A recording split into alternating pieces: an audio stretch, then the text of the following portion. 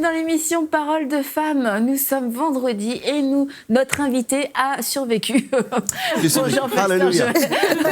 Alléluia. Oui, tu as survécu et nous avons été très bénis pendant toute cette semaine sur le thème de l'autorité du croyant. Je pense que tu ne l'as jamais abordé de cette façon-là tout au long de cette semaine. Mais pas avec autant d'interruptions. Et Pasteur Joël me disait justement, avant de commencer l'émission, Annabelle, j'ai tellement été bénie, j'ai beaucoup appris de vous toutes. Oh non, il me l'a pas dit.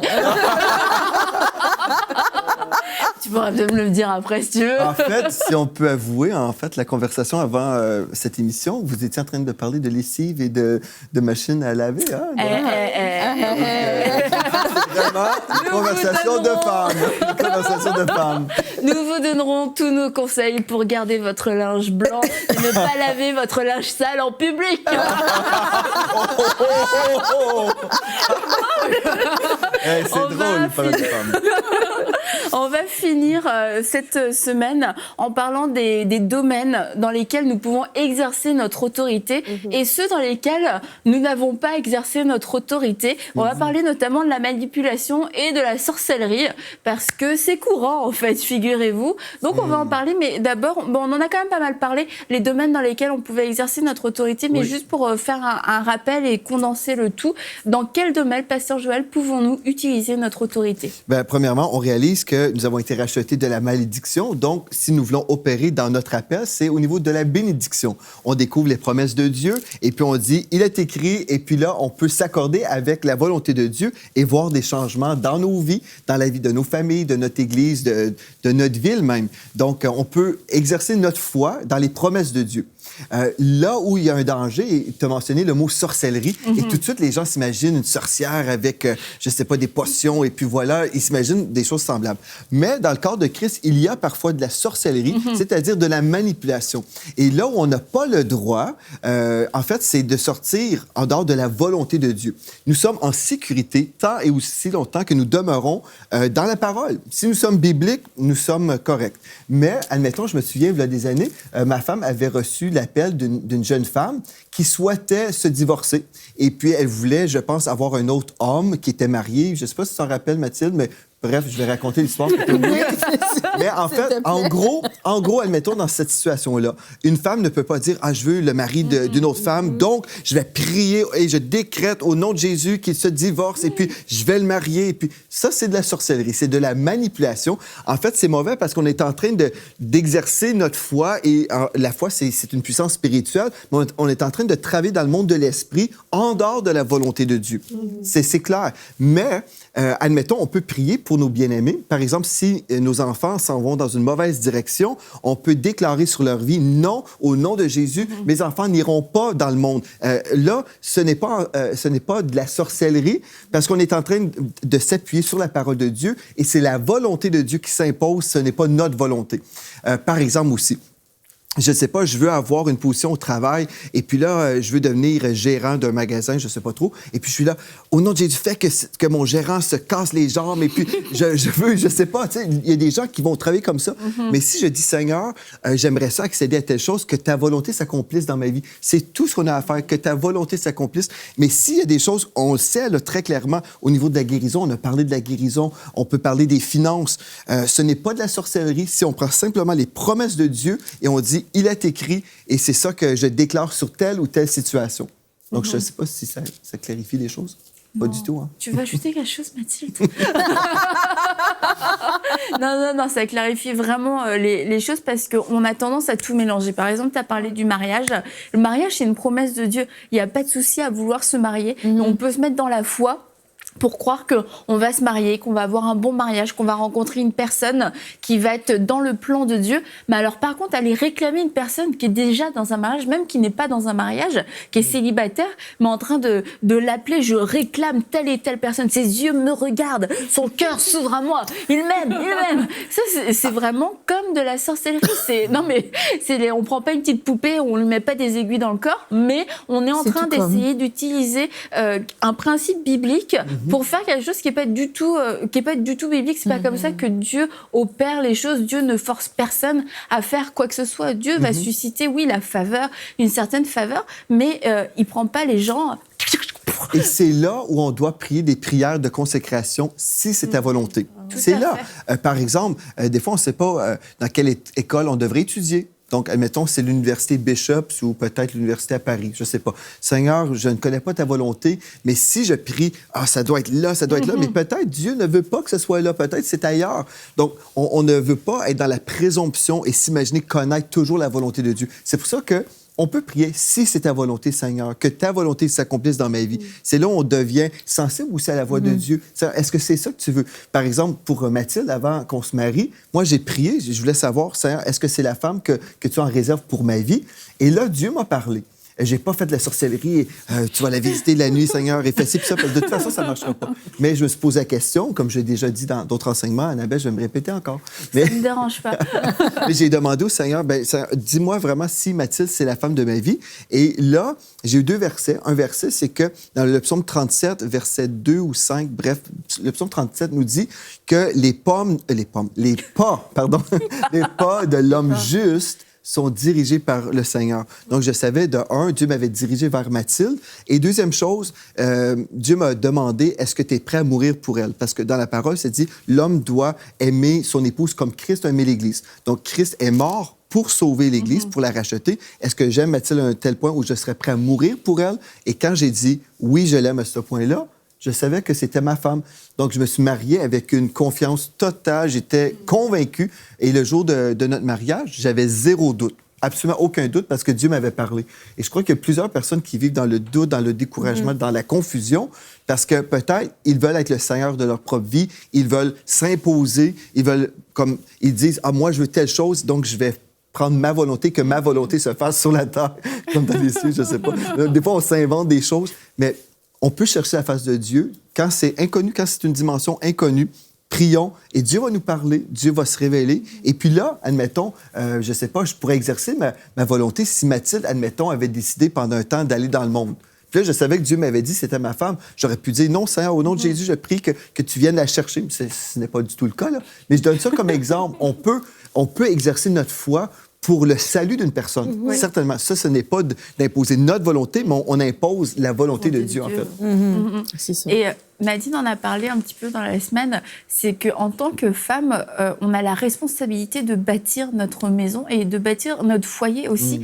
Et on ne peut pas rester passive face à certaines situations dans nos maisons, dans nos foyers. Et on doit apprendre à exercer notre autorité, notamment sur nos enfants, mais aussi sur un époux qui n'est pas au Seigneur ou qui s'est éloigné du Seigneur. Et est-ce que tu veux rajouter quelque chose par rapport à ça ? Non, mais c'est juste d'appeler les femmes à sortir de la passivité. Parce que souvent, nous, en tant que femmes de pasteur, on a des gens qui viennent se confier à nous.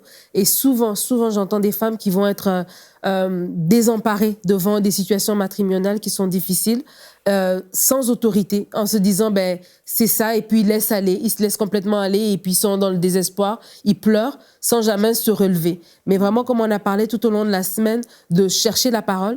La Bible dit que le mariage soit honoré de tous. Notre mariage doit être une source d'honneur. Notre mariage doit être une source de bénédiction. Un mariage est un lieu de louange et non un lieu d'intercession.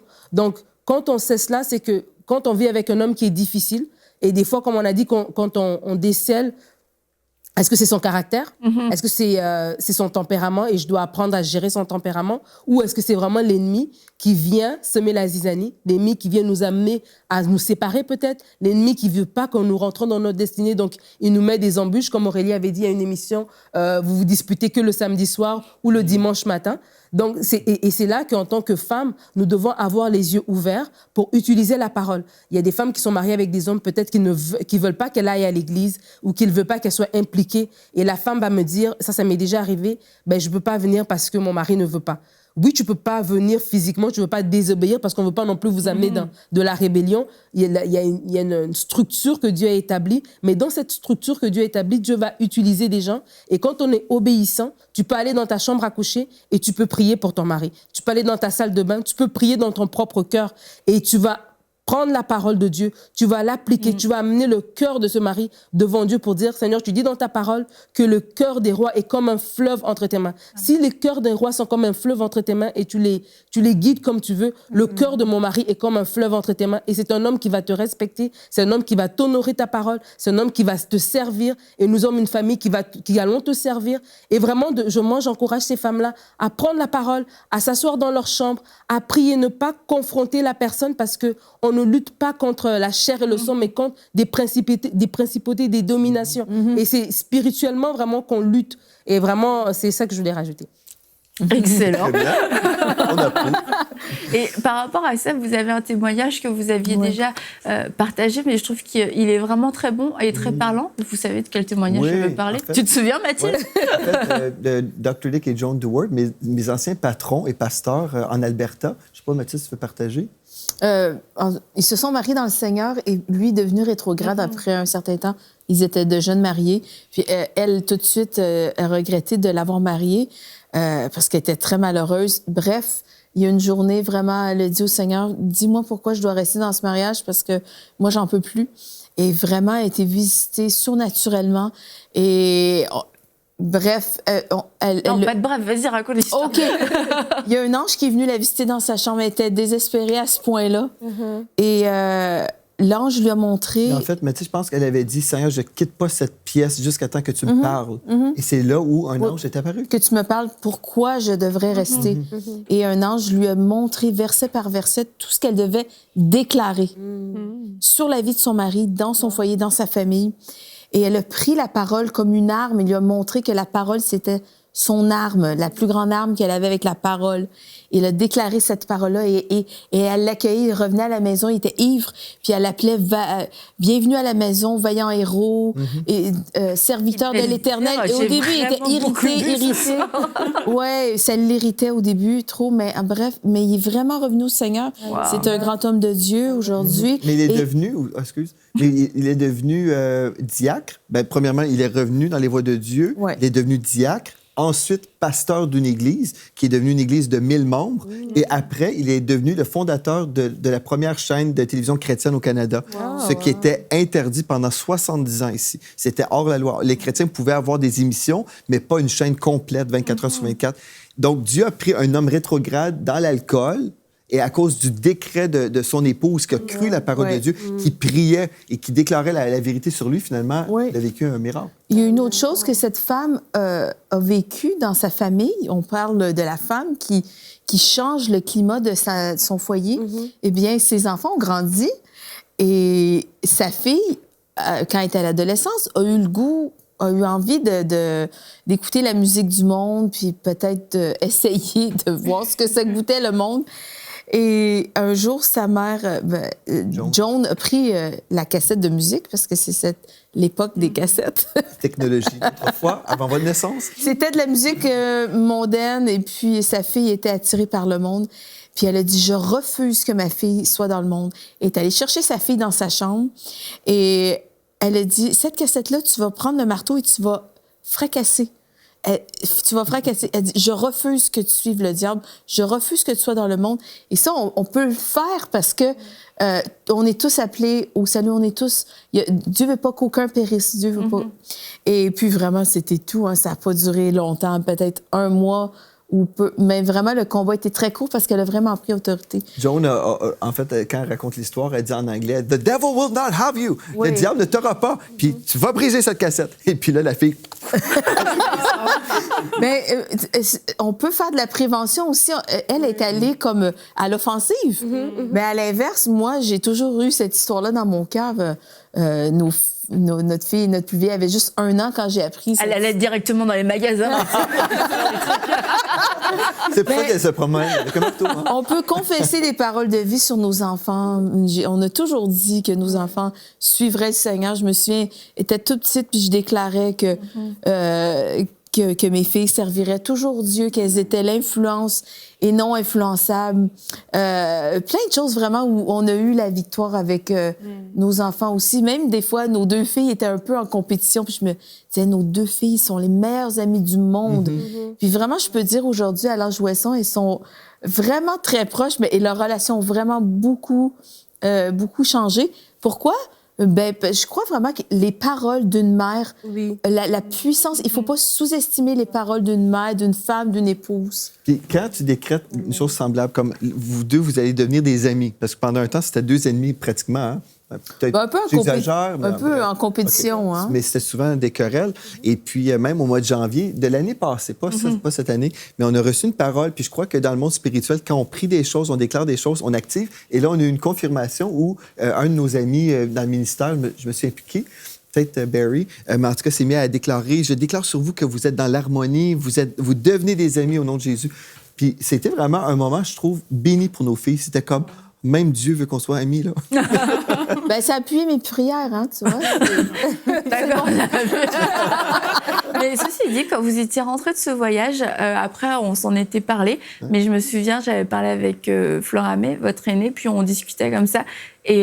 Et en fait, je m'étais dit, mais j'ai l'impression que vous êtes vraiment rapprochés pendant la semaine avec ta sœur. C'était vraiment comme évident qu'il y avait eu un rapprochement, mais on n'avait pas été au courant. Et oui, je crois que parce que ça avait été, tu l'avais prié, ça avait été déclaré ouvertement, c'est devenu une réalité. Puis on en parle depuis le début de la semaine. Notre autorité va faire qu'on va prier et qu'on croit ce qu'on demande et qu'on va le voir s'accomplir et qu'il va y avoir aussi une autre dimension. On va juste faire une petite parenthèse sur ça, mais une dimension de louange aussi. Oui. Parce que l'autorité, ça fait pas de nous des chrétiens grincheux et puis sévères. On prend autorité et tout ça. On est autoritaire parce qu'autoritaire, c'est que l'autorité amène, comme tu l'as dit Aurélie, un repos dans la foi. On sait que ça a été accompli. On sait qu'on va le voir s'accomplir. Et puis, ça guérit aussi le syndrome de la plainte, le syndrome de la complainte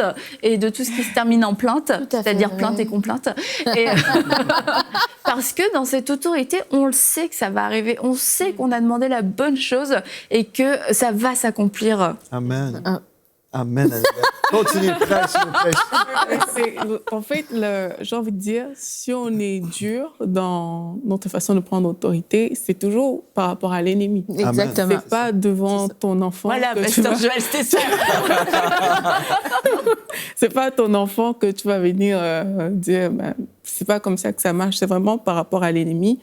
Et moi, je pense vraiment que ce qu'on dit, il faut que les gens comprennent que ça marche. C'est pas des histoires, parce qu'il y a plusieurs personnes qui vont se dire « Ah, mais moi j'ai essayé, ça n'a pas fonctionné, mon enfant est resté rebelle, ma fille est toujours comme ci, comme ça. » Mais ça marche vraiment, parce qu'on a parlé de la foi et de la persévérance aussi. C'est une chose importante, la persévérance. Ouais, dès qu'on est dans la foi, il faut comprendre que le processus est activé. D'une manière ou d'une autre, le processus est activé et ça va arriver. C'est pour ça qu'il faut persévérer, c'est pour ça qu'il faut rester dans la foi pour notre maison, c'est valable aussi pour les parents. Là, on parle des parents qui ont des enfants, mais même il y a des jeunes qui ont reçu le Seigneur, mais leurs parents ne connaissent pas le Seigneur. Ils peuvent aussi exercer cette autorité-là dans leur famille, parce que la Bible dit trop, Seigneur Jésus, et tu seras sauvé, toi et ta famille. Mais ils peuvent aussi le faire, c'est vraiment disponible. Et croire en Dieu en sachant que la promesse de Dieu va s'accomplir. La Bible dit que la renommée de Dieu s'est accrue par l'accomplissement de ses promesses. Donc, ça va arriver et vraiment persévérer et rester dans la foi. Amen. Une chose que tu viens de dire aussi, je trouve intéressante, c'est que... Une seule. Une seule chose. Non, je supprime tout. Ah, non. Mais sérieusement, quand une personne dit... quand les gens disent, admettons, mais comment faire pour prier pour mes bien-aimés qui ne sont pas sauvés en ce moment? Ce qu'on peut faire, en fait, là, j'ai le fou rire, mais ce que je peux faire, en fait, c'est lier les esprits méchants qui viennent contre la personne. Qui les aveugle. Qui les aveugle. C'est ça, parce que, admettons, on prie pour une personne qu'on aime vraiment beaucoup, mais on se dit, mais comment faire pour ne pas forcer notre volonté sur la personne? On commande aux esprits qui viennent aveugler la personne. Et dès qu'on dit, parce qu'en fait, quand nous sommes sauvés, le voile est enlevé. Et c'est là on peut voir la splendeur de l'Évangile. Donc, en fait, on est dans une lutte spirituelle. Et on dit, je commande au nom de Jésus que ces esprits qui viennent séduire la personne que j'aime, peu importe, là, vraiment, il y a un travail de l'esprit qui se fait. Là, on prie que l'esprit l'Esprit de Dieu vienne convaincre la personne. Et puis là, la personne qu'on aime peut voir. Là, elle peut prendre la décision, mais comme on prie et on intercède, on a vraiment beaucoup d'autorité en s'accordant avec le cœur de Dieu pour les gens. Et comme tu as dit, Aurélie, l'ennemi de nos âmes, c'est vraiment Satan. C'est pas les personnes elles-mêmes. Donc, c'est pas après les personnes qu'on ont une autorité sévère. Eux qu'on donne un coup de marteau. Exactement. Vraiment, l'ennemi, c'est vraiment... C'est le monde des ténèbres, c'est tout ce monde spirituel-là qui s'oppose à la volonté de Dieu. Donc, c'est envers ça vraiment qu'on peut se fâcher. Jésus se fâchait après les démons et après tous ceux qui... Les esprits religieux, exactement. Et pour terminer cette semaine, il nous reste encore un petit peu de temps, j'aimerais juste parler du péché. Et d'ailleurs, vous avez tous vu le fou rire de Pasteur Joël. J'ai le fou rire. Oh, wow! Excuse-moi, j'étais obligée d'y revenir. Mais passons à notre dernier point. J'allais dans une lutte contre un fou rire. Le dernier point, oui, que je voulais aborder par rapport à l'autorité, c'était par rapport au péché. Nous avons été libérés de la malédiction et il y a des gens qui luttent avec un tas de péchés. Et pouvons-nous prendre autorité contre le péché? En fait, ce qu'on a besoin, c'est d'écouter mon enseignement. Non, on fait des blagues, hein? C'est ça que j'ai dit. On fait des blagues, mais tu vas finir par le dire. En fait, ce qu'on a besoin, sérieusement, on peut écouter mon enseignement qui s'appelle La révélation de la croix. Je vais rire de mon épouse. Hein? Mais non, mais sérieux, j'ai prêché récemment le message La révélation de la croix. Et on ne lutte pas contre un péché. On ne lutte pas, on n'exerce pas notre autorité contre un péché, parce que Dieu ne nous appelle pas à être engagés dans une guerre qui est déjà gagnée. Donc, à la croix, il y a 2000 ans, le Seigneur Jésus a déjà payé pour notre délivrance, non seulement le pardon de nos péchés, mais aussi notre victoire quotidienne. Plusieurs chrétiens sont dans une lutte contre, on va dire, un morceau de gâteau. OK, je veux maigrir, et puis peut-être je commets le péché de la gourmandise constamment. Je prends ça comme illustration, parce que personne qui est très gêné avec ça. Mais, admettons, le gâteau, c'est vraiment mon péché. Et plusieurs chrétiens se disent, bien, si je lis ma parole, si je prie tous les jours, si je suis fidèle, si je fais quelque chose, je vais, d'une certaine façon, acheter ma victoire.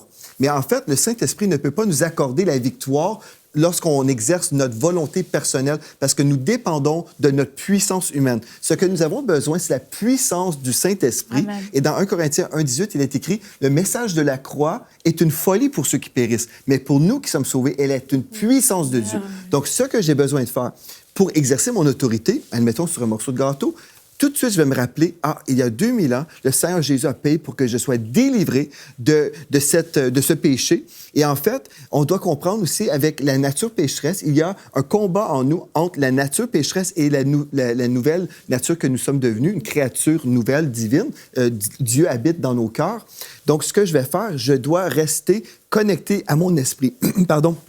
La Bible dit que si nous sommes, en fait, spirituels, si nous sommes dirigés par notre esprit, nous n'accomplirons pas les désirs de la chair. Mais plusieurs chrétiens essaient de ne pas vivre dans la chair pour être spirituels. Mais c'est plutôt le contraire. Si je suis spirituel et je suis connecté avec mon esprit, bien, le Saint-Esprit qui habite mon esprit ne me dirigera jamais vers le péché. C'est impossible. Le Saint-Esprit me dirige toujours dans le chemin de la sainteté. Donc, comment faire pour vivre dans la victoire au niveau du péché? Bien, je vais exercer mon autorité, mais en plaçant ma foi dans l'œuvre de la croix. C'est comme ça. Et le diable peut revenir et me montrer un morceau de gâteau au chocolat avec le coulis aux framboises et tout ce que vous voulez. Mais au lieu d'entrer dans cette tentation-là, je vais plutôt dire, un instant, il y a 2000 ans, j'ai déjà été libéré de ça. La majorité des chrétiens ne comprennent pas, en fait, la victoire qu'ils ont déjà. Ils essayent d'avoir la victoire. Mais en fait, nous sommes déjà victorieux et le diable essaie de nous rendre esclaves du péché. Mais j'ai été libéré de la nature pécheresse si je place ma foi dans l'œuvre de la croix. Et c'est là où le Saint-Esprit peut m'accorder la victoire, parce que ma foi est ancrée dans l'œuvre de la croix où la victoire a déjà été acquise. Mais si je fais comme plusieurs chrétiens, c'est je place ma confiance dans ma consécration. C'est très, très bien de prier. C'est bien de lire sa parole, d'être vraiment consacré. Mais c'est vraiment un danger pour nous si nous plaçons notre foi en nous-mêmes, dans notre consécration. Parce que parfois, ce qui se produit, le diable, s'il ne peut pas nous forcer ou nous emmener dans son chemin, vraiment dans le péché, dans la débauche, il sait qu'on ne veut pas faire ça, là. Il va essayer de nous piéger dans notre propre sainteté, dans notre consécration. Il va dire, bon, OK, toi, tu ne veux pas faire ce que je veux, mais au moins, je vais faire en sorte que ta foi ne sera plus ancrée à la bonne place. Ta foi va être investie dans ta performance, là où le Saint-Esprit ne peut pas accorder son onction. Dieu ne peut pas mettre son sceau d'approbation sur une foi qui n'est pas bien dirigée. Donc, je vais placer ma foi et me dire, il y a 2000 ans, j'ai été crucifié avec Christ. Ce n'est plus moi qui vis, c'est Christ qui vit en moi. Et aujourd'hui, je peux être dans la victoire et je peux être consacré au Seigneur. Certainement, je vais vraiment être consacré. Je vais continuer à lire la parole et lire, aller à l'Église, toutes ces bonnes choses-là. Mais je vais le faire d'une façon où je suis reconnaissant. Je suis reconnaissant envers le Seigneur pour ma délivrance. Je suis reconnaissant et je vais faire ces choses-là, pas pour acheter ces choses, mais parce que j'ai déjà la victoire. Donc, je ne sais pas si ça répond à ta question. Parfaitement, Pasteur Joël. Si, Passionnément à part de ça, hein? Oui. C'est bien pour la dernière question du dernier jour. C'est super. Donc, tu vas pouvoir revenir. Vraiment, merci beaucoup pour toute cette semaine. Merci. Je pense que ça a amené beaucoup d'éclaircissements dans la vie de beaucoup de femmes et d'hommes aussi qui nous suivent. Et ça vous encourage à ne pas rester passive, à comprendre qui vous êtes réellement en Christ, que vous avez reçu cette autorité et que cette autorité, vous avez aussi une responsabilité pour pouvoir l'exercer, pour qu'elle puisse être efficace et pour qu'elle puisse vous amener à une nouvelle dimension, que vous arrêtiez de vous faire voler. Il y a un héritage qui a été acquis pour vous à la croix et vous devez en profiter, non pas de manière égoïste comme on le dit à chaque fois, mais si vous devez prier pour votre mari qui n'est pas encore sauvé, prier pour vos enfants qui ne sont pas encore sauvés, ce sont des âmes qui ont un grand prix et vous avez cette autorité de pouvoir exercer votre autorité en tant que femme chrétienne. Et on remercie encore Pasteur Joël d'être venu. On a bien rigolé, on a eu des fous rires. Vraiment, merci beaucoup. Un fou rire intérieur, comme un fou rire. Exactement. Et merci Mathilde, à toi, de nous avoir prêté ton mari ça pendant fait plaisir. ce tournage. Vous voulez le garder? Tu veux qu'il c'était revienne? cool, hein? C'était chouette, hein? Bon, bah voilà, on vote à l'unanimité. Qui dit alléluia. Contactez-nous par... Vous votez. Là, on va recevoir plein de mails.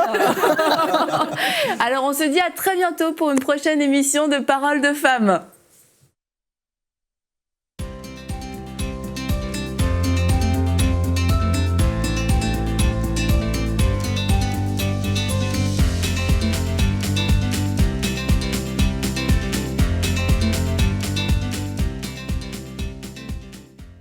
Et la bonne nouvelle, c'est qu'on a l'opportunité d'élargir la diffusion en Afrique et en France à travers les bouquets Canal+, la Freebox et le satellite Eutelsat. Cela nous permettra de toucher des millions de nouveaux téléspectateurs. Et pour que cela soit possible, nous avons besoin de 1500 visionnaires qui s'engagent à donner 1 000 € ou plus. Ensemble, nous allons relever ce défi. Vous pouvez faire votre don sur emcitv.com en une seule fois ou en plusieurs mensualités. Dès maintenant, donnons pour amener EMCI TV à une nouvelle dimension.